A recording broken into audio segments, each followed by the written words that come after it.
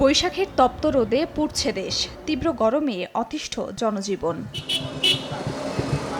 বেলা বাড়ার সঙ্গে সঙ্গে সূর্যের তাপও বাড়তে থাকে। প্রয়োজন ছাড়া অনেকেই বাইরে বের হচ্ছেন না। সকালের দিকে সড়কে অল্প সংখ্যক মানুষ দেখা গেলেও দুপুরের পর থেকে মানুষের উপস্থিতি কমে যায়। তাপে সবচেয়ে কষ্টে আছেন রিকশা চালক, দিনমজুর, নির্মাণ শ্রমিক ও ক্ষুদ্র ব্যবসায়ীরা।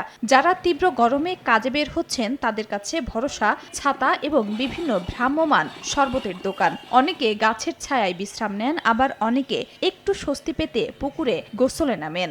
মেশিনগাড়ি তারপরে প্রচুর কষ্ট হচ্ছে। গরমে কাজ করতে কষ্ট হয় এবং পানি খাওয়া লাগে বারবার। রোদ্দুরে তো টিকাই যাচ্ছে না। গরমে আসা যাওয়াতে অনেক সমস্যা হচ্ছে, যে গাড়ি পাওয়া যাচ্ছে না। আর গরমে মানুষজন বেরোচ্ছে না, ভাড়া খুবই কমেছে।